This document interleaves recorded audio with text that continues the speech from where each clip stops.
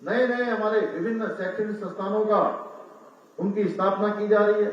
छात्रवृत्ति योजनाओं के माध्यम से विद्यार्थियों को प्रोत्साहित करने का कार्य भी हमारी सरकार के द्वारा हो रहा है। विभिन्न योजनाओं के जरिए हमारी सरकार युवाओं को एक बेहतर भविष्य दे सकें।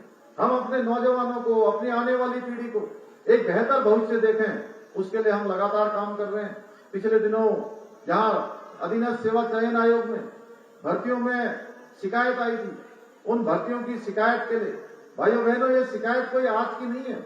मैं एक बार दिल्ली गया तो दिल्ली में मुझे कुछ पत्रकार बंधु पूछने लगे, अरे उत्तराखंड में आजकल तो बहुत घपले घोटाले हो रहे हैं।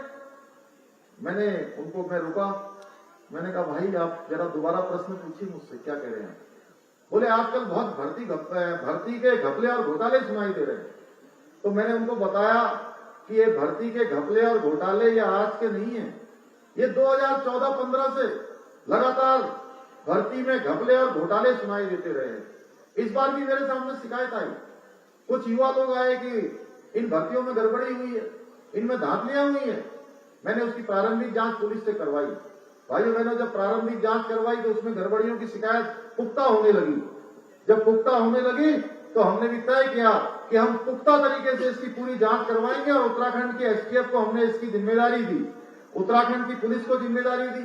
उत्तराखंड की पुलिस ने इसमें जांच करी और 45 लोगों की गिरफ्तारियां हुई, जिसमें छोटे से लेकर बड़ा तक नकल करवाने वाला हो, पेन ड्राइव में नकल करवाने वाला हो, पर्चा आउट करने वाला हो या पेपर मशीन छापने वाला हो या अधिकारी हो, सबके खिलाफ हमने कहा एक समान कार्रवाई होगी और इसमें 45 गिरफ्तारियां हो। भाई बहनों, मेरे ख्याल से उत्तराखंड के इतिहास में इससे बड़ी गिरफ्तारियां किसी एक मामले में कभी नहीं हुई होंगी, क्योंकि इसके पीछे हमारा हेतु था कि चाहे कोई भी होगा, हमारे बेटे बेटियों के साथ किसी प्रकार का इस प्रकार का घिनौना कृत्य मैं कहूंगा इसको, इस प्रकार का अपराध भविष्य में कभी नहीं होना चाहिए।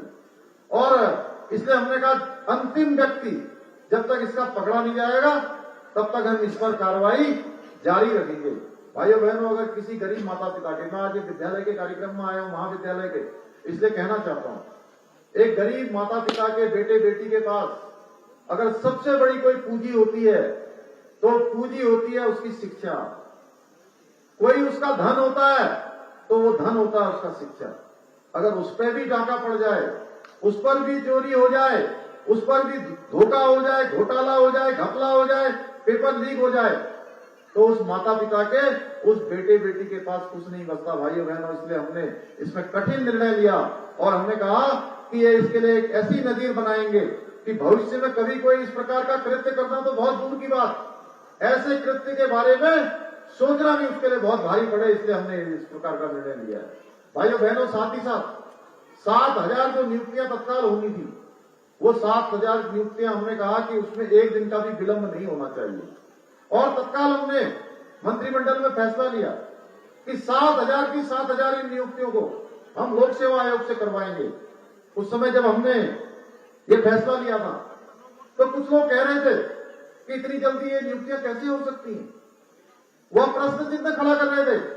हमने कहा ये सितंबर माह है, हमने सितंबर माह में फैसला लिया है और मैं आपको कह रहा हूं कि अक्टूबर माह में हम इनके विज्ञापन जारी कर देंगे और दिसंबर माह तक सारी भर्तियां हो जाएंगी।